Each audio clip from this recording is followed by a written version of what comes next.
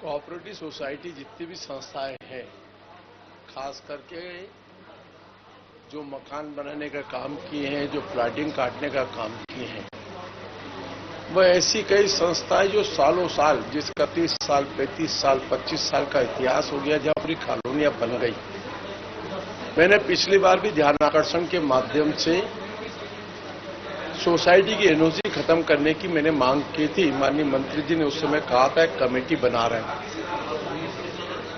वही रिपीट उत्तर आज फिर मेरे को जब प्राप्त हुआ तो मैंने कहा 4 महीने पहले जो पूछा था आपसे, तब भी आपका यही उत्तर था और आज भी यही उत्तर है। और आपने कहा उसके ऊपर अब हम ऑनलाइन एनओसी दे देंगे। तो मैंने कहा अभी तक तो कहीं कुछ के ऊपर कोई प्रक्रिया नहीं हुई है।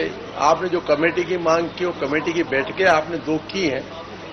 तो माननीय मंत्री जी ने कहा कि शीघ्र में कोशिश करके, इसके अंदर हजारों लोग ऐसे हैं जिन लोगों ने सोसाइटी में प्लाट खरीदे, लेकिन आज भी उनको जाकर के रजिस्ट्री के लिए एनओसी लेना पड़ती है।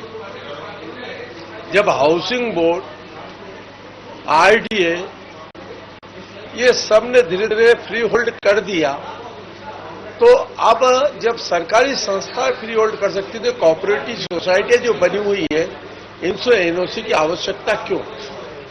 और इसलिए मैंने आग्रह किया है, माननीय उस मंत्री जी ने उसको गंभीरता से लिया है और कहा है अति शीघ्र हम कर देंगे। हमारा उद्देश्य जो जनता भटकती उसको राहत मिल जाए, इसी उद्देश्य से मेरा क्वेश्चन था। सर, ईडी की टीम अभी हुई है और इससे पहले भी कांग्रेस के तमाम बड़े नेताओं के कोषाध्यक्ष 1.5 साल से फरार है। कांग्रेस के कई बड़े नेता जेल के अंदर है, अधिकारी जेल के अंदर है। पूरे मामले को सर अभी कैसे देखते हैं आप? कानून अपना काम कर रहा है, तथ्यों पर आधारित होकर के।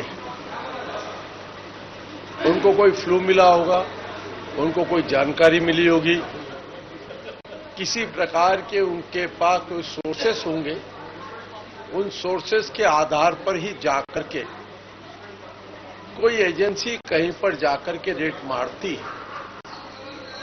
जिस प्रकार के पूर्व सरकार ने कर्म किए हैं, मिलजुल करके, मैं लगातार कहता रहा हूं कि मिलजुल करके योजनाबद्ध तरीके से छत्तीसगढ़ को लूटने का काम उन लोगों ने किया है। इसीलिए जब कोई तथ्य आए होंगे उसी आधार पर उन्होंने रेट मारी है। इसलिए दूध का दूध और पानी का पानी हो जाएगा, इसमें चिंता की कोई बात नहीं। सर, एक लास्ट सवाल था कि विफल पड़े कि मेरी बस क्यों हार की जिम्मेदारी सार्वजनिक सामूहिक हो? ये कांग्रेस में प्रतिद्वंद तो चल ही रहा कई दिनों से। ठीकरा किसी न किसी के ऊपर फोड़ना है। जब जनता कांग्रेस को नकार दी